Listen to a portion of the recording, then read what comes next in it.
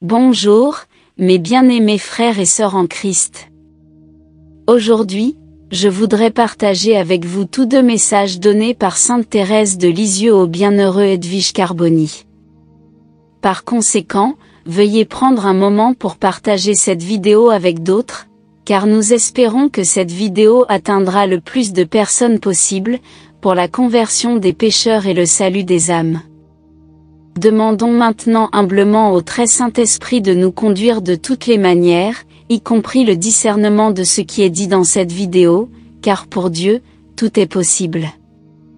Et avec confiance et amour, veuillez vous joindre à moi et dire: Viens Esprit Saint, remplis le cœur de tes fidèles et allume en eux le feu de ton amour. Envoie ton esprit et ils seront créés, et tu renouvelleras la face de la terre. Ô Dieu, qui par la lumière du Saint-Esprit, avez instruit le cœur des fidèles. Fais que par le même Saint-Esprit nous soyons vraiment sages et que nous jouissions toujours de ses consolations, par le Christ notre Seigneur. Amen.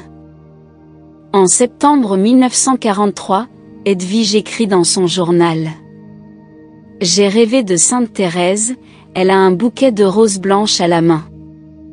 Elle a jeté les pétales sur le lit de ma sœur, sur chaque pétale les mots « Je vous salue Marie » étaient écrits en rouge.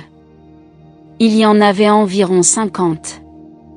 Puis elle les a ramassés à nouveau et a dit à Paulina: Si chaque jour tu dis tant d'Ave Maria avec dévotion et persévérance, après ta mort, sur ta tombe fleurira une fleur dont les pétales porteront l'inscription Ave Maria.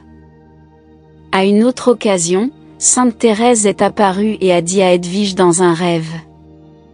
Après avoir répandu des roses sur leur lit, elle leur dit: Priez, priez. Jésus est furieux contre les péchés des hommes. Au lieu de réparation, ils commettent les péchés les plus horribles, la malhonnêteté et l'impudeur, les péchés que Dieu est le plus. Se référant peut-être aux péchés les plus commis par beaucoup de gens à l'époque bénie d'Edwige qui déplaisent le plus à Dieu. Pour ces péchés, il a toujours puni les hommes. Même dans l'Ancien Testament, il a détruit Sodome et Gomorrhe. Tant de gens se marient sans penser aux grands devoirs qu'ils ont envers Dieu.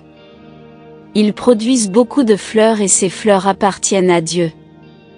Ils doivent prendre soin d'eux. Au lieu de cela, jardiniers infidèles, ils ne les arrosent pas avec l'eau vive de la parole de Dieu. Des mères infidèles qui ruinent leurs plantes, confiées par Dieu. C'est un grave péché lorsqu'une mère n'éduque pas ses enfants dans la foi chrétienne. Frères et sœurs, en ces temps, prions spécialement pour tous les parents et familles du monde entier, car ils ont vraiment le plus besoin de nos prières. Le cardinal Caffarra a un jour partagé une lettre écrite par sœur Lucie, où elle a averti qu'il viendra un moment où la confrontation décisive entre le royaume de Dieu et Satan aura lieu au sujet du mariage et de la famille. Chers parents, souvenez-vous de ceci, que vous avez une obligation des plus graves et que vous possédez le droit d'éduquer vos enfants.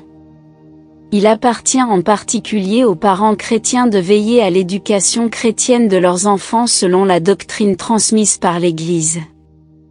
Il est absolument nécessaire et extrêmement important que les parents s'efforcent également de donner le bon exemple au sein de leur foyer.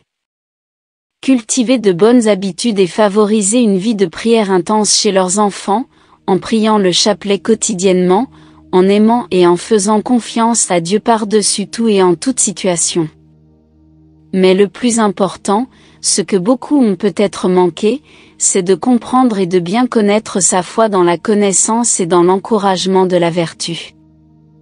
Sainte Thérèse a écrit un jour: Vous savez bien que notre Seigneur ne regarde pas tant la grandeur de nos actions, ni même leurs difficultés, mais l'amour avec lequel nous les faisons. Chers frères et sœurs, cherchons toujours la volonté de Dieu et faisons tout pour l'amour de Dieu.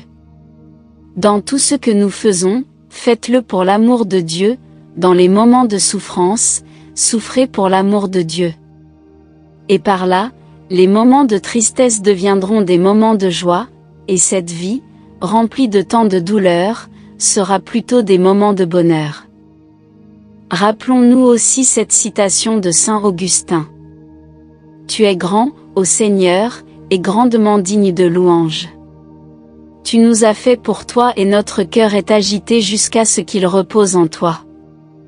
Aimons Dieu par-dessus tout et faisons-lui confiance quoi qu'il arrive, en nous rappelant aussi que Dieu ne nous abandonnera jamais, sa volonté parfaite et son timing précis. Persévérons dans la prière, dans toutes les bonnes œuvres, mais surtout dans l'amour de Dieu, confiant que cet acte de persévérance ne sera pas vain, mais au contraire nous procurera des mérites et nous conduira sur le chemin de la vie éternelle. Ce que l'œil n'a pas vu, et l'oreille n'a pas entendu, et ce qui n'est pas entré dans le cœur de l'homme, ce que Dieu a préparé pour ceux qui l'aiment. Au nom du Père, et du Fils, et du Saint-Esprit, Amen. Saint Michel Archange, défendez-nous dans le combat et soyez notre protecteur contre la méchanceté et les embûches du démon. Que Dieu lui commande, nous vous en supplions, et vous, prince de la milice céleste, par le pouvoir divin qui vous a été confié, précipitez au fond des enfers Satan et les autres esprits mauvais qui parcourent le monde pour la perte des âmes. Amen. Notre Père, qui es aux cieux, que ton nom soit sanctifié, que ton règne vienne, que ta volonté soit faite sur la terre comme au ciel.